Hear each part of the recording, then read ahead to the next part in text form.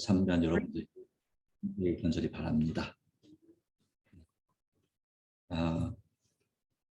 또 이 현장에서 참여하시고 또 줌으로 함께 하시는 우리 성도님들에게도 주께서 복 주시고 은혜 주시기 바랍니다. 오늘 우리 함께 할 말씀은 이러한 대제사장이라는 제목의 말씀을 가지고 하나님의 은혜를 함께 나눠보자 하겠습니다. 먼저 말씀 히브리서 8장 1절 2절 그리고 먼저 히브리서 7장 26절의 말씀을 보겠습니다. 네.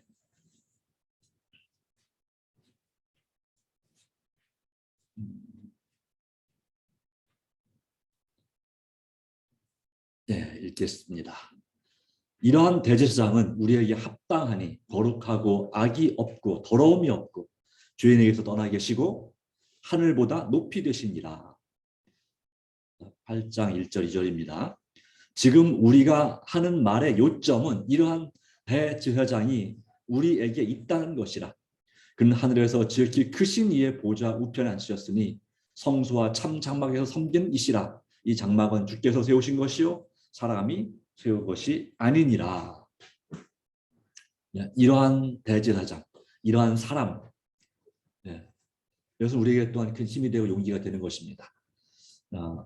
오늘 또 이 2월에 어느덧 마지막 이 안식일을 맞이해서 주님을 예배하고 나온 하나님의 자녀들에게 하나님께서 복을 주시기를 진심으로 바랍니다. 몸이 불편하심에도 불구하고 그렇게 또 나오셔서 이렇게 계시는 여러 성도님들도 계시고 또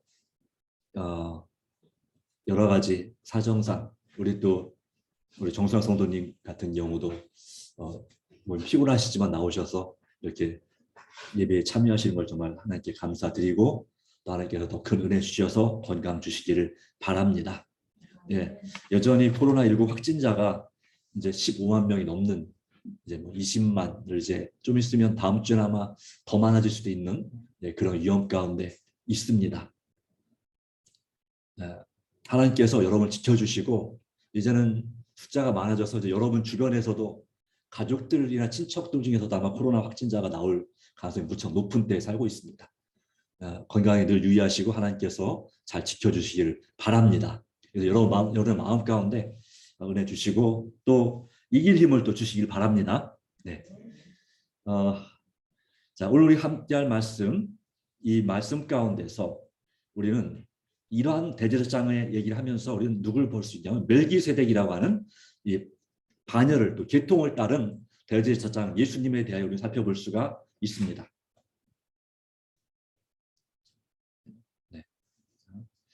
이 멜기세덱 바로 이분은 이 창세기에서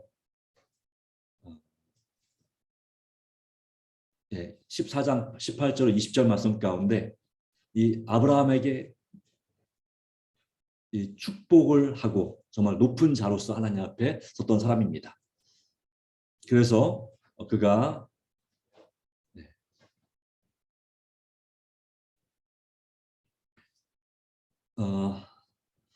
이 살렘이라고 하는 예루살렘의 왕이었고요. 그 다음에 또 그에 대해서 이 히브리서 7장에는 지극히 높으신 하나님의 제사장이라고 말씀하고 있고 여기도 말했죠. 한없이 높으신 하나님을 섬기는 제사장이기도 하였다. 그가 이제 이 소돔 고모라를 엘람왕 그돌라오멜이 쳐들어와서 모두 다 잡아갔을 때 이 아브람과 아직 아브라함이 아닙니다. 아브람일 때 아직은 이방인일 때 바로 그때에 하나님께서 그에게 은혜를 베풀어 주셔서 그 왕의 대로라고 하는 이 산등성이에 나 있는 길을 통해서 비밀리에 엘람 왕의 군대를 쫓아가서 그를 격파하고 모든 잃어버린 것을 다 찾아왔습니다. 포로들을 되찾아오고 전리품을 노력한 것을 다 되찾아왔는데 그때에 소돔 고모라 왕도 나와서 환영했지만 이 살렘 왕이라고 하는 멜기세덱이 이 아브라함을 환영하는 모습을 볼 수가 있는데 그때 그가 이렇게 축복합니다. 하늘과 땅을 지어내신 하나님, 한없이 높으신 하나님, 아브라함에게 복을 내리소서. 여호와께 찬송하여라. 적들을 쓰러뜨리고 이끄신 하나님께 찬양하여라 라고 하였습니다. 그때에 이제 이 아브라함이 그가 되찾아온 전리품 가운데서 10분의 1, 11조를 구별해서 드리는 모습을 볼 수가 있습니다. 11조를 드렸습니다. 최초의 11조를 드린 기록입니다. 성경에서. 네. 그 수입의 10분의 1을 하나님께 드려가는 것은 오늘날에도 변함없는 것인데요. 중요한 것은 이 낮은 자가 높은 자, 이 아브라함이 바로 이 멜기세덱을 하나님의 대제사장으로 믿고, 그는 역시 이방인입니다. 유대인이 아닙니다. 아론 자손도 아니고 아론보다 더 높은 계통에 있는 사람으로서 그에게 이 재물을 또 11조를 구별해 드렸고 축복을 받은 모습을 볼 수가 있습니다. 바로 이 멜기세덱이 누굴 가리키는가? 시편 110편 4절의 말씀의 예언에는 한번 읽어볼까요? 시작. 여호와 한 번 맹세하셨으니 결코 물리지 않으시리라. 이르시기를 너는 영원히 제사장이 되리라. 멜기세덱을 이어받아 제사장이 되리라 하셨도다. 보통 이 아브라함의 자손들은 이 레위 지파, 이 아론의 그 뒤를 이어받아서 제사장이 되었습니다. 그런데 이 예언, 이 시편 110편에 있는 이 예언의 말씀은 이 예수님께서 멜기세덱을 이어받아 제사장이 될 것이라 한 말씀에 대한 예언인데요. 그 말씀에 대한 성취에 대해서 히브리서 6장 20절은 이렇게 말씀합니다. 예수님께서 우리보다 앞서 그리고 우리를 위하여 먼저 그곳에 들어가셨습니다. 예수님께서는 멜기세덱의 계통을 따른 영원한 대제사장이 되셨습니다. 어디에서요? 하늘에서. 영원한 대제사장으로서 이 멜기세덱의 반차를 따라서 헌신하고 봉사하는 분이 되셨다는 사실을 말씀하고 있습니다. 자, 이러한 대제사장 그리스도는 우리에게 어떠한 분으로 나타나실까요? 하는 것입니다. 첫 번째, 성경에서 우리는 적어도 두 명의 대표적인 대제사장을 만날 수가 있습니다. 첫 번째 제사장은 바로 엘리라는 제사장입니다. 그런데 이 엘리는 바로 한나를 위해 중보 기도하고 축복을 한 사람입니다. 그런데 잘 아시는 바대로 이 대제사장 엘리는 이스라엘의 사사기도 했습니다. 사사였는데, 마지막에서 두 번째 사사였는데, 이 엘리는 정말 하나님께 충성된 제사장이었습니까? 아니면 그렇지 않은 제사장이었습니까? 네, 그 아들이 누구냐면 홈니와 비느하스입니다. 그래서 이 홈니와 비느하스가 무슨 짓을 했냐면 하나님의 제사 드리는 제물을 갖다가 미리 하나님께 드리기 전에 미리 자기들이 갖다가 먹고, 그리고 또 이 성전에서 봉사하는 여인과 레위 지파 여인과 통간하고 이런 정말 음란한 일을 하고 해서 성전을 크게 더럽히는 일을 한 사람들이 홈니와 비느하스 형제 제사장들입니다. 그러다 보니까 하나님께서 엘리에게 여러 번 말씀하셨습니다. 그 아들을 그렇게 두면 안 된다. 그러나 이 엘리가 웬일인지 아주 강력하게 엄격하게 그 아들들을 다스리지 않았습니다. 아들들이 그 모양이면 제사장을 하게 놔둬야 돼요, 말아야 돼요? 제사장 직무를 못하게 해야죠. 그런데 여전히 제사장으로 놔두면서 소문이 좋지 않다, 그렇게 하지 않으면 좋겠다라는 정도로만 얘기를 했습니다. 그러다 보니까 결국 하나님께서 이 엘리에게 선지자를 보내서 심판을 명하시고, 또 심지어 여기 나누는 사무엘을 통해서 계시를 주심으로 이 집이 완전히 멸망할 것을 말씀하고 있습니다. 자, 그랬는데 이 엘리 대제사장이 있을 때 한나라고 하는 한 여인이, 이 여인이 아마도 레위 지파인 것 같은데요. 이 한나가 이제 하나님 앞에 매년마다 제사하러 오는데 남편이 엘간하고 그리고 그 부인이 다른 부인이 있었어요. 그러니까 이 한나가 첫째 부인이고 둘째 부인이 브닌나라는 부인인데 브닌나에게는 자식이 있었어요. 한나는 자식이 없는 것입니다. 그러니까 맨날 제사하러 가면 이 엘가나가 그를 첫째 부인을 더 이뻐하다 보니까 이 브닌나가 계속 화를 내고 마음을 불편하게 하는 것입니다. 그래서 너무 스트레스 받아서 울고 밥을 먹지 않을 만큼 그렇게 이 첫째 부인 한나가 정말 많은 스트레스를 받았습니다. 그러다가 도저히 안 되겠다. 이래서는 안 되겠다. 하나님께 기도해야 되겠다 하면서 이 성전에 나와서 서가지고 서서 기도했습니다. 정말 간절히 울면서 속으로 다른 사람에게는 들리지 않을 만큼 이렇게 기도를 하고 있는데 이 엘리 대제사장이 딱 보니까 웬 여자가 와서 기도하는데 뭔가 이렇게 중얼중얼하면서 기도하는데 막 이렇게 느낌이 어떤 느낌이 들었습니까? 아, 저 여자가 술 취한 상태에 와서 성전에 와서 기도를 하고 있네. 이건 안 될 일이지. 그래가지고 화가 나서 이 엘리가 한나를 꾸짖는 장면이 있습니다. 네. 그가 만약에 성령 충만했다면 그렇지 않다는 사실을 알았겠지만 그가 정말 부족한 대제사장이었습니다. 하나님의 영이 그와 잘 함께하지 않고 말씀이 희귀하였다. 하나님의 말씀이 자주 그의 귀에 들리지 않았어요. 하나님을 만나지 못했습니다. 그런 가운데서 오해를 한 것이죠. 그래서 어서 술에서 깨시오라고 이렇게 그 한나에게 꾸짖는 그런 장면이 거기에 나옵니다. 그때 한나가 뭐라고 했습니까? 저는 그렇게 악한 여자가 아닙니다. 술 취한 상태에서 성전에 와서 기도할 정도로 악한 여자가 아니니 그렇게 보지 마시고 저는 마음이 괴로운 여자입니다. 그래서 하나님 앞에 간절히 이 사정을 아뢰는 장면을 보고 그제서야 엘리는 한나의 딱한 사정을 듣고 아마도 속이는 없지만 미안하다 했겠죠. 네, 내가 잘못 알았구나 하고 이렇게 얘기합니다. 자, 이제는 안심하고 편안히 돌아가 있으시오. 이스라엘을 돌보시는 하나님께서 부인의 기도를 들어주실 것이요. 물론 이것은 이제 개역 개정판하고 좀 뉘앙스 느낌이 다르죠. 예, 현대 성경은. 예. 어쨌든 그 마음 속에 이 엘리 대제사장이 하나님께서 당신의 기도를 꼭 들어주시기 원한다는 중보의 기도를 드려준 것입니다. 그럴 때에 한나는 어떤 반응을 보였습니까?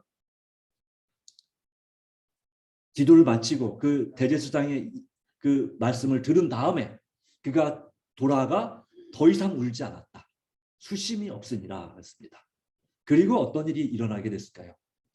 하나님께서 정말 그 내년 그 맘때에 그 다음 해에 이 한나에게 사무엘이라고 하는 아들을 주셨습니다. 그리고 그 아이 젖을 뗀 다음에 그 아이를 데리고 가서 이 제사장 엘리 앞에 하나님께 맡겼죠. 하나님께서 그를 돌봐주시고 키워주시기를. 결과적으로 사무엘은 그 악한 그 제사장들 홈리와 비누아스 밑에서 그리고 대제사장 엘리의 많이 부족한 사람이 그의 밑에서 있었지만 그럼에도 불구하고 하나님 앞에 선지자로서 이름을 날리게 됩니다. 그런데 바로 그럴 때 그가 이제 이 아이 내년 엄마가 한나가 그 올라갈 때마다 성전에 갈 때마다 이 아이 옷을 지어서 이제 가지고 오는 거죠. 자, 그렇게 할 때에 바로 그가 말했습니다. 나는 이 성전에서 그때 기도하던 여자다 그랬죠. 기도하던 여자. 그래서 기도는 참 중요한 것 같습니다. 그리고 그렇게 되리라고 믿을 때 하나님께서 은혜 주시는 것이 확실합니다. 사무엘의 부모에게 엘리가 그렇게 축복을 했습니다. 여호와께서 그대들 가정에 더 많은 자녀를 허락하셔서 여기 죽게 바친 아이를 대신할 수 있도록 축복해 주시기를 바랍니다 하고 기도해 주었다. 네, 빕니다. 그랬어요. 어떤 응답이 있었을까요? 그 다음 말씀에 보면 21절에 보면은 이 사무엘의 어머니 그 한나와 그 아버지 엘가나 사이에 5명의 동생들이 생겼습니다. 3명의 아들과 남동생들과 2명의 여동생이 생겼습니다. 하나님께 주시는 놀라운 은혜와 축복이 비록 이 엘리 대제사장이 결국은 하나님의 심판을 받아 죽게 됐지만 그럼에도 불구하고 그가 진심으로 한 축복과 중보와 그 예언은 한나에게 성취가 되었던 것입니다. 그렇습니다.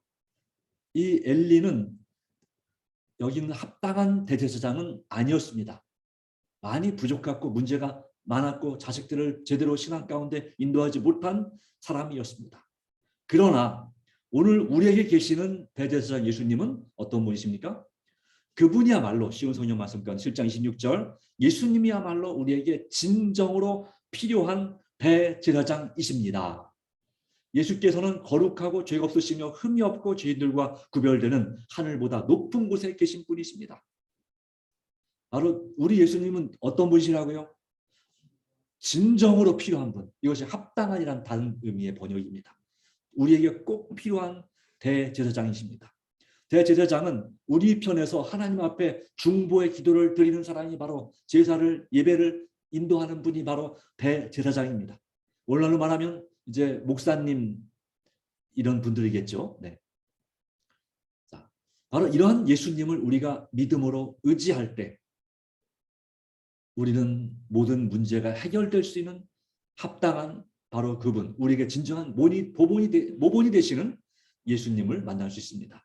우리에게 그리스도와 같은 대제사장이 있어야 하는 것이 합당하였다라고 말하고 있고요. 그분에 대해서 7장 26절은 거룩하고 라고 말합니다. 다시 말하면 독실하고 경건하고 하나님을 기쁘게 하고, 어떻게 하나님을 기쁘게 할 수 있습니까? 믿음으로 기쁘게 할 수 있습니다. 그렇죠? 그리고 사도행전 2장 27절에는 이 거룩하고에 대하여서 이는 내 영혼을 음부에 버리지 아니하시며 주의 거룩한 자로 썩음을 당하지 않게 하실 것입니다. 말씀했습니다. 여기서 말한 주의 거룩한 자가 누구를 가리킬까요? 시편 16편 10절에 나오는 것처럼 바로 예수 그리스도를 가리킵니다. 바로 예수님은 거룩하신 분으로서 그 어떠한 죄도 짓지 않으셨죠. 그렇죠? 전적으로 하나님을 의지함으로 승리하셨는데 그분의 영혼을 버리지 아니하시고 또한 거룩한 그분을 썩음을 당치 않고 부활하신, 그래서 그러므로 우리 주님은 돌아가신 분이 아니라 살아계신 주님인 것입니다. 저 여러분의 마음속에 예수님께서 살아계시기를 간절히 바랍니다. 네, 바로 이 거룩하다는 의미는 다른 의미에서 인격적인 경건의 의미도 가지고 있다는 것입니다. 우리가 주님 안에서 인격적으로 경건한 그리스도인이 되기를 바랍니다.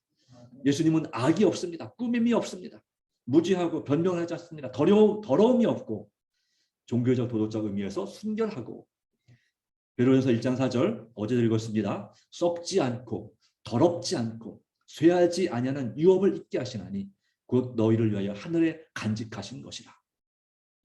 바로 천국에 우리를 위한 하나님의 썩지 않고 더럽지 않고 쇠하지 않는 유업이 있습니다. 전혀 죄에 물들지 않고 영향받지 않은 그러한 상속의 상급이 저와 여러분에게 있는 것입니다. 바로 누구 때문에요? 우리 합당한 대제사장인 예수님을 통해서 그 일이 가능한 것입니다. 그분은 죄에게서 떠나 계시고 또는 죄인에게서 분리되시고, 이 말씀은 예수님께서 우리와 함께 이 땅에 계실 때 섞이셨습니다. 그러나 물들진 않았습니다. 죄에 물들지 않았습니다. 죄인들과 함께하서 죄인들을 동정하고 또 필요를 채워주시고 위로해 주시고 정말 그들의 친구가 되셨습니다. 그래서 그것 때문에 바리새인들에게 예수님은 죄인들의 친구다라는 그런 욕을 먹어야 됐습니다. 그 말은 이제 바리새인이 한 말은 그 죄인들이랑 똑같은 사람들, 똑같은 죄인이다 이런 뜻이죠. 그래서 사실은 그들과 함께 하셨고 그들의 마음을 위로하셨지만, 정말 부족함을 느끼는 사람들의 마음을 위로하셨고 그들을 격려하셨지만 그러나 죄는 짓지 않으셨습니다. 그러기에 히브리서 9장 28절 이와 같이 그리스도도 많은 사람의 죄를 담당하시려고 어떻게 하셨다고요?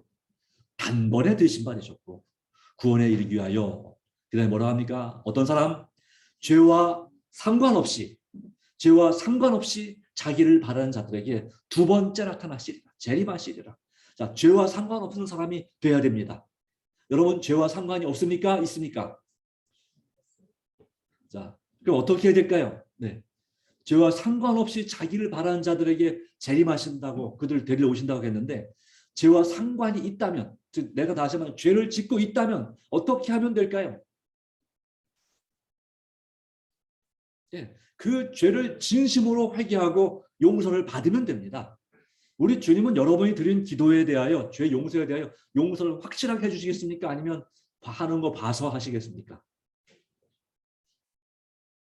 예, 우리 주님은 요한일서 1장 9절에 만일 우리가 우리 죄를 자백하면, 그러니까 억지로가 아니라 정말 마음에서 우러나서 하나님을 위한, 그리고 예수님 십자가에 못 박은 그 죄를 정말 슬퍼하는 마음으로 진심으로 회개할 때, 다시는 그 죄를 짓지 않으려고 결심할 때 하나님께서 우리에게 진정한 용서를 해주시는 것입니다. 그 용서를 믿음으로 받아들이시기 바랍니다. 그 지은 죄가 다시 생각날지라도 그것은 하나님께 내 죄를 용서하지 못하셨기 때문에, 용서하지 않았기 때문에 그 죄가 생각나는 것이 아닙니다. 누가 생각나게 합니까? 사탄이 자꾸 그 죄를 생각나게 합니다. 또 사탄이 아닐지라도 우리 마음 자체가 자꾸 옛날에 잘못한 것이 자꾸 더 기억에 잘 나게 되어 있습니다. 특별히 내가 또 아프거나 또 집안에 일이 안 되거나 여러 가지가 문제가, 어려운 문제가 있을 때에 자꾸 옛날에 지은 죄가 생각납니다.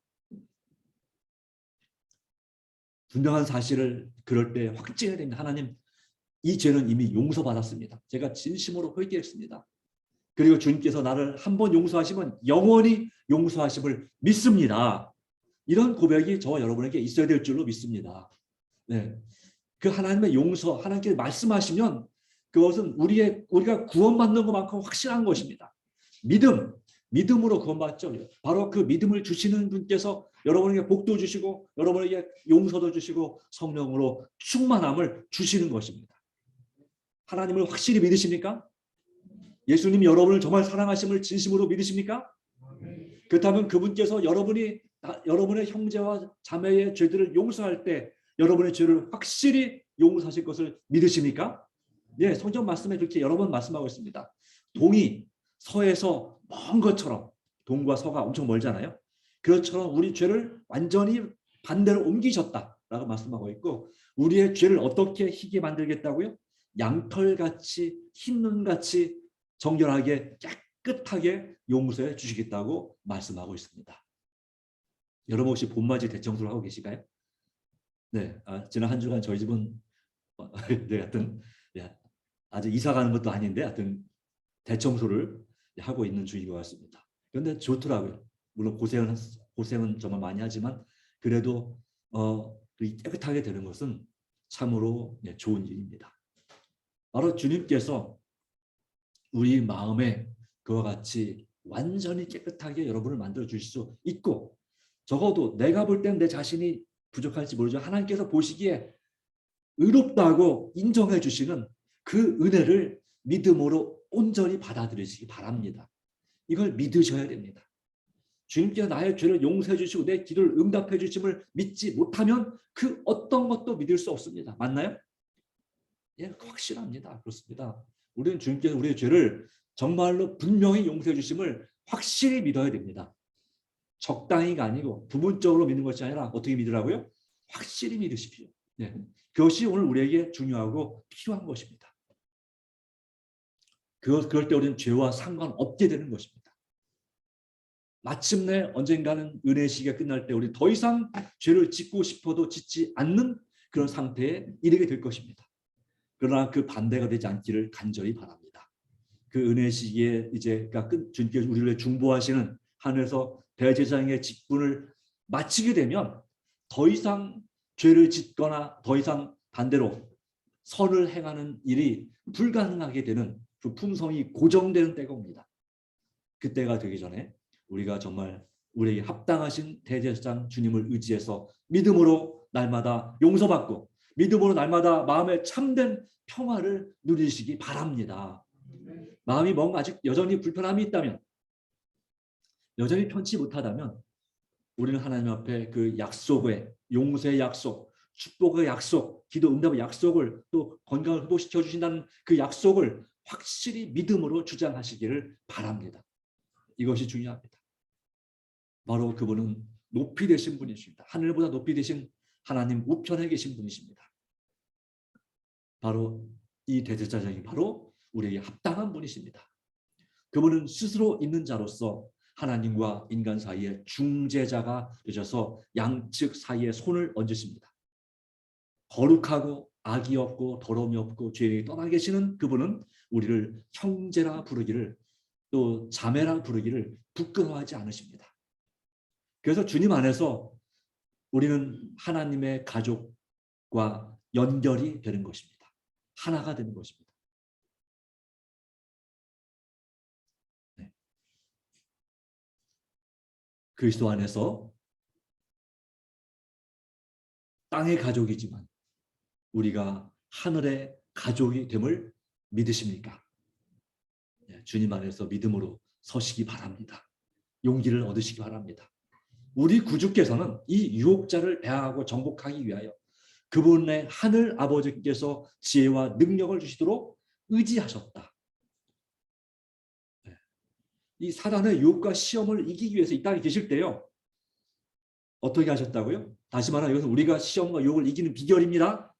그 사단의 시험과 유혹을 싸워야 됩니다. 일단 싸워야 됩니다. 싸우지 않으면 질 수 있습니다. 그러나 대항하여 정복하기 위하여 날마다 예수님은 하늘 아버지께 뭘 구했다고요? 지혜를 구했습니다. 그리고 능력을 구했습니다. 능력 주시기를. 내게 능력 주시는 자 바로 아버지께 예수님께서 구하신 것입니다. 바로 그 예수님이 그래서 우리에게 이제는 내게 능력 주시는 그리스도가 되시는 거죠. 그러니까 죄를 이기려면 어떻게 된다고요? 죄와 싸워서 이기려면 네, 나의 힘으로는 안 된다는 것입니다. 나의 힘으로는, 나의 의지로는 안 됩니다. 나의 능력은 안 됩니다. 오직 성령, 하나님의 영이 그 마음 가운데 충만히 역사하실 때에 이 일이 가능한 것입니다. 그의 생애를 고무시키고 통제하였다. 그의 생애가 더 나아지게 만들고 그 모든 일에 절제할 수 있도록 하나님께서 역사해 주셨습니다. 그 결과 예수님은 죄가 있으셨습니까? 없으셨습니까? 죄가 없으셨습니다. 그렇죠? 죄가 없으셨습니다. 자, 둘째, 자, 주님 안에서 마찬가지로 우리가 죄가 없는 사람이 되기를 간절히 바랍니다. 자, 둘째, 우리와 함께 계시는 그리스도입니다. 바로 앞에는 우리에게 합당한 그리스도 대제사장 그리스도인데 이제는 우리와 함께 계시는 대제사장. 바로 그분이 우리와 함께 계신다고 하는 것입니다. 하늘에 계시지만 함께 계십니다. 우리는 역대하 23장에서 대제사장 여호야다의 이야기를 들을 수가 있습니다. 대제사장 여호야다, 그 부인은 이 왕의 딸이었던 이 여호사밧이라고 하는 그러한 이 부인이었는데, 이 아하시야 왕이 이 악한 왕입니다. 여호사밧 왕이 있었고요. 여호사밧 왕의 이 아들인데 이 여호사밧이 정말 잘못하게 있는데 그것이 바로 뭐냐면 정말 선한 왕이었어요. 진짜 선한 왕이었는데 그가 북방 이스라엘의 왕인 아합과 교제를 했습니다. 그리고 그 아합의 딸을 바로 아달랴를 자기의 그 왕자 이제 장차 왕이 될 그 아들의 부인으로 맞이했고 그 아달랴를 첫째 말하자면 왕자 비 첩이 아니라 후궁이 아니라 왕자 비로 그렇게 간택을 한 것이죠.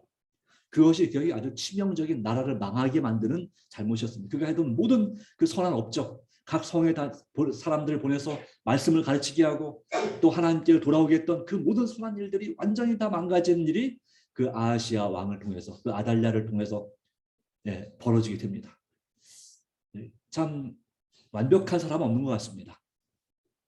예수님밖에는 다 누구나 실수를 합니다. 때로는 자녀들을 잘 못 키우기도 하고 때로는 여러 가지 많은 불편함을 경험하기도 하고 합니다. 그러기에 우리는 우리 자녀들을 위해서 더 간절히 기도해야 될 필요가 있습니다. 그런데 하나님의 섭리는 여기에 또 임하고 있습니다. 이 아하시야 왕이 이 북방 이스라엘의 지원을 갖다가 그 이스라엘에서 반역 쿠데타가 일어났습니다. 예후라고 하는 장군이 반역을 일으켜서 이 이스라엘 왕과 유다 왕인 아하시야를 둘 다 죽여버렸습니다. 그래서 이제 그 유다의 남방 유다의 왕권을 지키기가 어렵게 됐습니다. 그런데 무슨 일이 벌어졌냐면 그 탈후가 되는 이 아달랴가 자기가 여왕이 되겠다고 반란을 일으킨 것입니다. 그래서 모든 왕자들을 다 죽이고 또 그 관련된 왕이 될 만한 친척들까지 다 죽여버리고 자기 혼자 왕이 된 것입니다.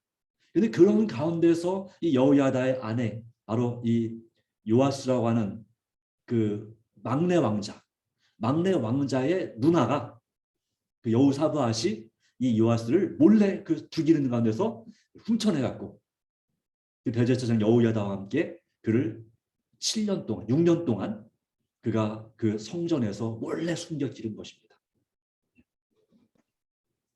그리고 여호야다가 정말 하나님께 대한 믿음으로 그 왕에 비해서는 왕 권력이 약하지만 정말 그 6년 동안 철저하게 준비하는 가운데 나라를 정말 사랑하고 이 망한 나라, 거의 우상 숭배로 정말 충만해진 이 망해가는 이 나라를 위한 그 애국심이 불타오르고, 그리고 원래 그 왕의 적통을 계승시켜야 된다고 하는 그 간절한 마음 가운데서 그가 이제 역쿠데타를 일으킵니다. 네. 아달랴 여왕에 대하여서 다시 그 원래 적통인 왕자를 세우는 그 반란을 일으켰습니다. 바로 그 일이 여기 나오는 이야기입니다. 아달랴가 나를 다스린 지 7년째 되는 해에, 역대하 23장 1절부터 있는 말씀 가운데 제사장 여호야다가 정치를 바로잡기로 결심하고 여호와의 군대 지휘관 5명과 거사를 약속하였는데, 백부장 5명과 약속을 했습니다. 합법적으로 매 주마다 또 매 교대로 이 성전을 지키는 군대가 있었습니다. 성전을 부정함으로부터 지키는 백부장 100명의 부대원들이 있었습니다.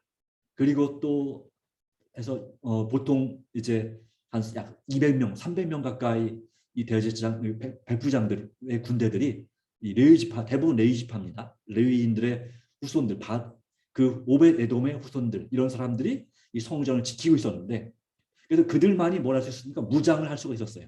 성전을 지키면. 다른 군대는 다 이 아달랴 여왕의 그 휘하에, 그러니까 정식 군대, 그러니까 다시 말하면 유다의 정규군은 이 아달랴의 영향 가운데 있었습니다. 그래서 어떻게 할 수가 없고, 이 성전을 지키는 군대, 이 성전과 이 예루살렘 왕궁이 아주 가까운 데 있었어요.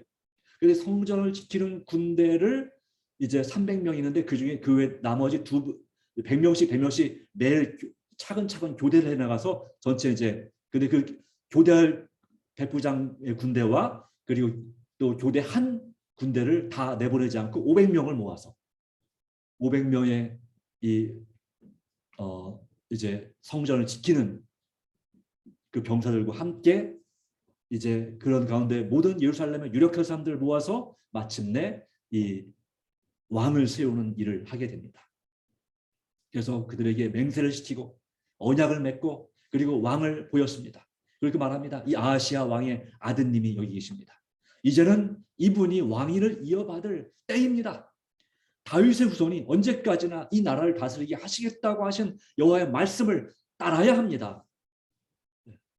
이런 가운데서 그들이 이 요아스를 왕으로 세웠습니다. 그리고 23장 16절, 여호야다는 유다 백성에게 여호와의 백성이 되겠다는 계약을 갱신시키는 첫 조치로 온 백성과 왕에게 여호와만을 섬기며 살겠다는 맹세를 시키고 그것을 계약으로 체결하였다. 그 조치는 아달랴 때문에 들어온 바알신을 유다에서 완전히 뿌리 뽑기 위한 것이었다.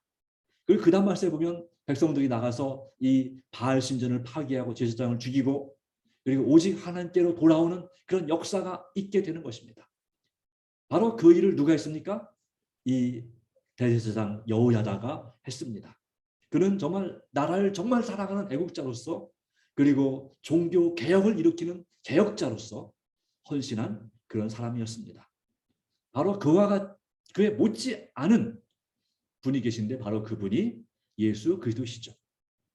그분은 하나님의 나라를 정말 사랑하는 분이었고, 그 백성들을 정말 사랑하는 분이었고, 그리고 그 당시에 망가진 그 종교를 개혁하는, 정말 율법주의에 빠진 그 유대교를 개혁하는 진정한 개혁자로서 이 땅에 오신 것입니다. 인류를 살리고 구원하는 분으로서 오셨습니다. 히브리서 8장 1절이죠. 같이 읽겠습니다. 시작. 지금까지 우리가 말한 것의 요점은 하늘에 계신 하나님의 오른쪽에 앉아 계신 대제사장이 우리와 함께 있다는 것입니다. 우리의 대제사장은 지극히 거룩한 곳인 성소에서 섬기고 계십니다. 그곳은 사람이 세운 곳이 아니라 하나님의 세우신 거룩한 장막이요 참 성막입니다. 자, 이분이 누구와 함께 있다고요? 우리와 함께 계시다. 이것을 뭐라고 합니까? 줄여서 4글자로 임마누엘. 맞습니다. 하나님이 우리와 함께 계시다. 바로 그분은 임마누엘이신 대제사장이십니다. 이 성소는 어디 있는 곳이냐면 하늘에 있는 곳입니다. 지상에 있는 것이 아닙니다. 그러기에 히브리서 9장 14절 그리스도께서는 사람이 지은 지성소에 들어가지 않으셨습니다. 그것은 참된 것의 모형일 뿐입니다. 같이 읽겠습니다. 시작. 그리스도께서는 하늘에 올라가시고 그곳에서 우리를 도우시려고 하나님 앞에 서신 것입니다. 뭐 하신다고요? 하늘에 계시고 하늘 지성소에서 봉사하시고 그리고 누굴 도우시려고요? 저와 여러분을 도우시려고 하나님 앞에 서 계신 것입니다. 기원전 1세기 예수님 탄생하시기 100년 전에 나온 유대 문헌에도 하늘에 성소가 있다는 사실을 분명히 기록하고 있습니다. 천사가 하늘문을 내게 열어주었다. 내가 거룩한 성전을 보았는데 영광의 보좌 위에 칠키 덮으신 자가 계셨다. 성막은 예수님을 상징합니다. 이 지상의 교회가 바로 참 장막입니다. 성막은 그리스도의 몸입니다. 그리스도는 참 장막을 부리는 자고 그리스도를 개인의 구주로 받아들이는 사람들은 누구다? 바로 그분들의 대제사장이 바로 누구냐면 예수님이시다. 자, 그러기에 여러분 가르법은 기별 1권 343페이지 그들이 갈바리의 십자가에 가까이 나아갈 때 자, 언제 나아가야 될까요? 안식일마다요? 맞습니다. 또 언제요? 날마다 그 갈바리의 십자가에 가까이 나갈 때 어떻게 나갈 수 있습니까? 말씀을 통해서 기도하는 가운데 그곳에서 비할 데 없는 사랑이 있는 것을 보게 될 것이다. 여러분 그런 사랑을 보고 계십니까? 말씀 가운데서 여러분이 말씀을 읽을 때 적어도 날마다 간절히 하나님 말씀을 읽으시기 바랍니다. 열심히 읽으시기 바랍니다. 그 말씀 가운데서 하나님의 십자가의 그 사랑을 경험하시기 바랍니다. 그대들은 믿음을 가지고 희생의 의미를 깨닫게 될 때에 그대들 자신이 깨어진 바 된 율법으로 정죄를 받은 죄인임을 알게 된다. 이것이 바로 회개이다. 자, 예수님께서 같이 읽어볼까요? 시작. 예수님께서는 죄인의 모든 범죄와 모든 사소한 실수를 위해서 희생 제물을 바치고 계신다. 바로 희생 제물 자신을 바치고 계십니다. 뭘 위해서요? 우리의 모든 범죄뿐만 아니라 우리가 짓는 사소한 실수, 우리가 실수할 수 있습니까? 잘못할 수 있습니까? 그걸 위해서 예수님께서 뭐 하신다고요? 자신을 바치고 계십니다. 이걸 기억하고 우리가 진정으로 회개해야 되지 않겠습니까? 우리와 정말 함께 계셔서 우리에게 합당하신 대제사장은 우리를 위해서 지금도 간절히 기도하고 계시는 것입니다. 그분은 무죄하신 생애와 상하고 찔림받은 몸을 가지고 중보하고 계십니다. 지금도 상하신 손과 찔림받은 옆구리에 난 상처와 발을 가지고 죄에 빠진 인류를 위하여 뭐 하신다고요? 탄원하신다. 탄원. 부르짖고 계신다. 정말 이 죄인인 인류를 용서해 주시기를 그 값을 치르고 이루신 바로 주님께서 우리를 위해서 기도하고 계십니다. 결론입니다. 이러한 우리와 함께 계시는 분, 바로 예수 그리스도는 우리에게 합당하며 함께 계시는 대제사장 그리스도이십니다. 그러므로 우리는 날마다 말씀과 기도, 예수님을 힘입어 제사장답게 사랑하며 섬기게 되길 바랍니다. 예수님이 대제사장이면 저 여러분은 누구일까요? 자, 다음 성경 말씀 보시면 자, 같이 읽어보겠습니다. 베드로전서 2장 9절. 그러나 여러분은 다릅니다. 여러분은 하나님께서 손수 택하신 민족이요. 그다음에 뭐라고 했습니까? 왕의 제사장들이요. 거룩하고 순결한 결례이며 하나님의 소유가 된 백성이기 때문입니다. 이것은 여러분을 어둠에서 불러내어 그 놀라운 빛 가운데로 인도하신 하나님을 널리 찬양하기 위한 것입니다. 여러분 삶을 통해서 하나님께 영광을 돌리기 원하시는 것입니다. 우리는 왕 같은 제사장 또는 왕의 제사장입니다. 예수님이 대제사장이고 우리도 제사장으로서 우리의 가족과 우리의 소그룹과 우리의 이웃들을 위해서 기도하는 사람이 되기를 간절히 바랍니다. 마음을 다해서 그들의 중보자가 되시고 기도자가 되길 바랍니다.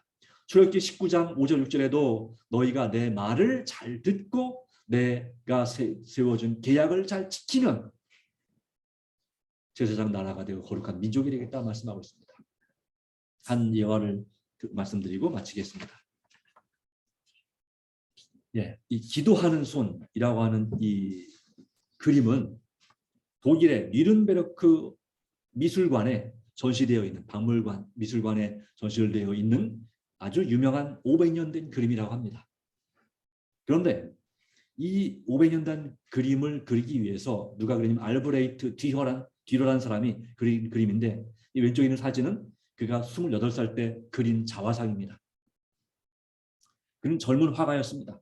근데 그에게 절친, 아주 친한 친구가 있었는데 프란츠 나이스타인이라는 친구가 있었어요. 둘 다 화가였어요. 화가 활동을 하는데 너무나 가난해서 교육은커녕 먹고 사는 문제가 너무 심각하기 때문에 일을 하게 되는데, 일을 하다 보니까 미술 공부를 제대로 할 수가 없는 거예요. 둘이 이제 이 도시에 와서 이 미술 공부를 하고 있는데, 아마도 파리에 와서 미술 공부를 하고 있는데, 그래서 도저히 안 되겠어요. 공부를 하든지 미술 공부를 하든지 아니면 일을 하든지 둘 중에 하나만 할 수밖에 없게 됐습니다. 그래가지고 상의를 합니다. 자, 어떻게 할까? 그래, 우리 둘 중에 한 명은 공부에 전념하고 한 명은 열심히 일을 해서 그 한 사람을 돕기로 하자. 해가지고 어떻게 했냐면, 어떻게 할까? 제비뽑기를 했어요. 제비뽑기 했는데 공부에 누가 당첨이 됐냐면 이 뒤러가 당첨이 됐어요. 그리고 누가 일을 하게 됐어요? 나이스타인이 일을 하게 됐어요. 그래서 서로 사이가 정말 좋았기 때문에 서로 물론 미안하지만 어쨌든 뒤러는 자신을 위해서 힘들게 일한 친구를 해서 정말 열심히 미술 공부에 전념했습니다. 그리고 나이스타인은 그 미술을 배우는 화가의 길을 나가고 있는 뒤러를 위해서 정말 열심히 돈을 벌어서 그 수업비를 댔습니다. 마침내 알브레이트 뒤러는 뛰어난 화가가 되었고 부와 명예를 얻고 나서 친구에게 진 빚을 갚기 위하여 프란츠 나이스타인을 만나러 갑니다. 나이스타인이 이제 내 대신 내가 돈을 벌었어. 내가 이제 돈을 낼 테니까 네가 공부를 해라 하는 마음으로 공부하러 그래서 찾아갔는데, 이 뒤러가 그 자기 친구를 보고 눈물을 흘리게 됐습니다. 문을 열고 들어가려고 하는데 마침 보니까 귀가 기도하는 중이에요. 당시 이 신칠했던 정말 사람 뒤러는 기도하는 그 친구를 무시하고 문을 열고 들어갈 수가 없어서 문 밖에서 그의 기도를 듣고 있는 것입니다. 근데 뭐라고 기도하냐면 이렇게 기도합니다. 하나님, 이제 저의 손은 오랜 동안 고달픈 육체 노동을 해서 인대도 늘어나고 손도 굳어져서 더 이상 그림을 이제는 그릴 수가 없습니다. 얼마나 가슴 아픈 일인지. 하지만 저 대신 내 친구인 뒤러가 뛰어난 화가가 되었습니다. 저는 그것으로 더 이상 바랄 것이 없이 감사하고 감사합니다. 자, 이런 기도를 들을 때 이 뒤러는 눈물을 흘리며 정말 문을 열고 들어가서 그를 포옹하고 정말 슬퍼요. 그러나 어떻게 고쳐보려고 해도 고칠 수가 없고 이미 굳어진 손은 어떻게 망가진 손을 어떻게 할 수가 없었습니다. 그래서 그 들어가기 전에 그 문 열고 들어가기 전에 창문으로 그 친구의 손을 보고서 급하게 스케치를 해서 그린 그림이 바로 1508년에 나온 그 유명한 그림, 바로 기도하는 손이라는 그림입니다. 그리고 그것은 정말 독일을 방문하면 꼭 한번 가서 보고 싶은 이 기도하는 손이라는 그림, 정말 이렇게 사람들의 마음을 울린 정말 감동적인 그런 그림이 되었습니다. 친구를 위하여 희생하는 것보다 더 큰 사랑이 없다 하는 말이 있습니다. 누가 말씀했습니까? 예수님께서 말씀했습니다. 우리를 위하여 못 박힌 손처럼 이 나이스타인의 손도 왠지 뒤로의 친구인 나이스타인의 손도 왠지 예수님의 손을 닮아 있습니다. 바로 이 세상의 가장 위대한 사랑의 손이자 그 상징인 이 기도하는 손은 우리 자신 옆에 있는 사람들에게 과연 어떻게 대해야 되는지에 대하여 알려주고 있습니다. 우리가 왕 같은 제사장으로서 어떠한 사랑과 기도를 그리고 섬김을 베풀어야 되는지를 우리에게 호소하고 있는 것입니다. 네. 교회는 사도행전 9페이지에 교회는 사람을 구원하기 위해서 하나님께서 세우신 기관입니다. 교회는 봉사를 위해 조직되었습니다. 그 사명은 온 세상에 복음을 전하는 것인데요. 태초부터 하나님은 당신의 교회를 통하여 당신의 충만과 풍족을 온 세상에 나타내시려고 계획하셨습니다. 누굴 통해서요? 교회, 여러분과 우리 자신을 통해서 그분의 충만함과 풍족함을 세상에 나타내시려고 계획하셨다 이 말입니다. 하나님께서 어둠에서 불러내요. 여러분을 어둠에서 불러내신 이유, 죄로부터 구원하신 이유는 바로 그의 귀한 빛 가운데 들어가게 하신 교인들, 바로 우리가 하나님의 영광을 나타내야 될 것을 말씀하고 계시는 것입니다. 여러분, 오늘 우리에게 합당하신 대제사장, 그리고 우리와 함께 계시는 대제사장 예수님을 만나봤습니다. 어떻게 살아야 될까요? 날마다 말씀과 기도로 예수님을 힘입어 정말 하나님의 제사장답게 살게 되기를 간절히 바랍니다. 우리는 날마다 우리의 과오, 잘못과 실패를 경험하기도 합니다. 그러나 말씀합니다. 어떠하든지 간에, 그런 것이 어떠하든지 간에 우리는 하나님의 도우심으로 그것들을 딛고 일어설 수 있다. 우리는 사도처럼 말할 수 있다. 사도가 이렇게 말했습니다. 내게 능력 주시는 그리스도를 통하여 내가 모든 것을 할 수 있느니라. 네, 이 지뢰공사 516페이지에 있고 빌립보서 4장 13절에 있는 이 말씀을 의지하여서 오늘도 주님의 제사장으로서 누군가를 위해서 오늘도 이름을 부르면서 간절히 기도하는 하나님의 사람이 되기로 다시 한번 결심하시기 바랍니다.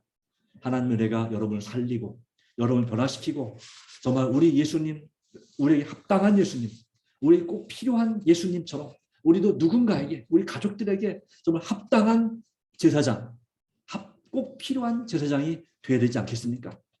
그것이 바로 우리가 해야 될 사명입니다. 왜냐하면 천국은 혼자 갈 수 없습니다. 우리가 함께 가야 되는 것입니다.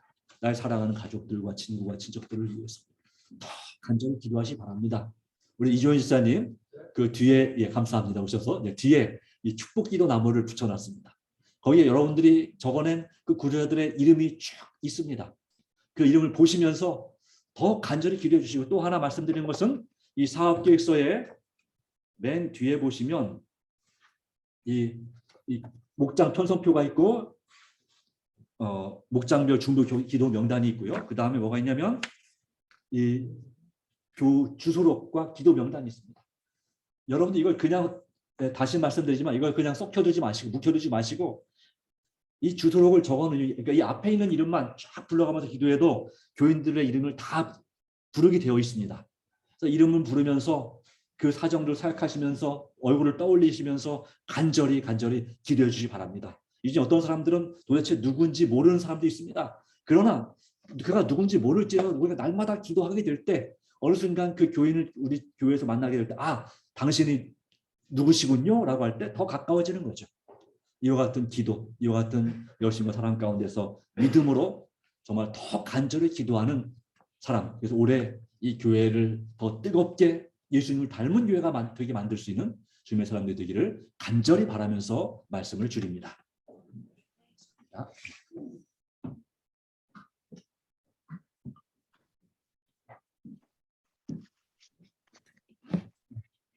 다 같이 일어나셔서 150장. 주시가 다 됐어? 아니, 150장. 뭐요? 좋습니다. 좀 오늘 당신하고 먹었는데.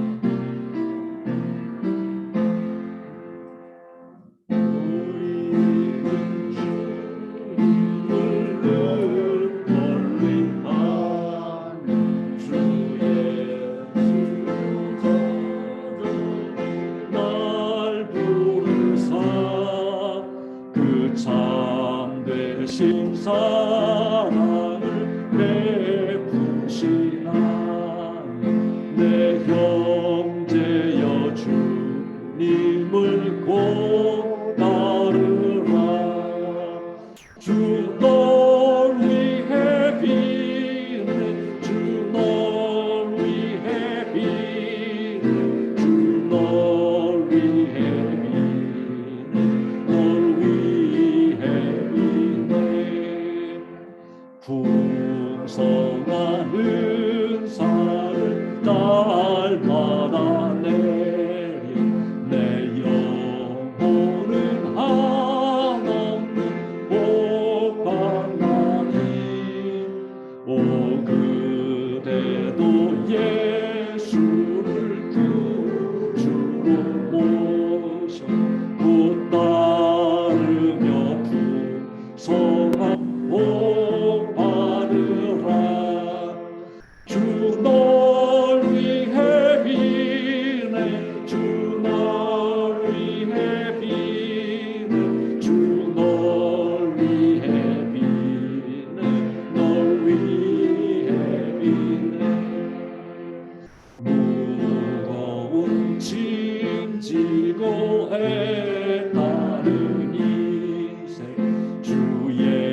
예수께 돌아와 공기도라. 주의 예수 그네를 돌보실 때에 참 복락과 위가 늘 있겠네. 주 널 위해 비네. 주 널 위해 비네. 주 널 위해 비네. 널 위해 비네. 우리를 참으로 사랑하신 하나님 아버지, 오늘 우리에게 주신 은혜와 말씀을 인하여 감사드립니다. 이러한 대제사장, 우리에게 합당하시고 꼭 필요하시고 우리와 늘 함께 계시는 분께서 우리에게 계심을 인해서 감사드립니다. 오직 우리도 날마다 말씀과 기도로 우리 대제사장 예수 그리스도와 친밀한 교제를 날마다 나누게 하여 주시고, 우리도 주님을 본받아서 제사장으로서 우리의 가족과 우리의 이웃과 우리의 목장 식구들을 위하여 마음을 다하고 성심을 다하여 섬기고 그들 위해서 중보 기도하는 하나님의 사람들이 되게 하여 주시옵소서. 그 영혼들을 주님께로 인도하는 주의 자녀들이 되게 하여 주시옵소서. 그리하여 하나님께 영광을 돌리는 우리 삶이 되기를 간절히 간구합니다. 죄와의 싸움에서 오직 하나님의 도우심, 성령의 역사를 말미암아 승리하여 싸워 이기게 하여 주시고 주님 안에서 은총 베풀어 주시기를 간절히 바랍니다. 우리의 드린 개인적인 기도 제목이 있음을 믿습니다. 그 아프고 괴롭고 힘든 우리의 간절한 그 제목을 기억하시고 우리의 기도를 응답하여 주셔서 가장 적절한 때 가장 좋은 방법으로 우리의 기도를 들어주시고 하나님께서 살아계심을, 예수께서 살아계신 대제사장이심을 다시 한번 체험케 하여 주시옵소서. 주님 은혜가 온전히 함께 하심을 믿사오며 우리를 참으로 용서하시기를 주님께 지금도 탄원하시는 예수님의 이름으로 간절히 기도드리옵나이다. 아멘.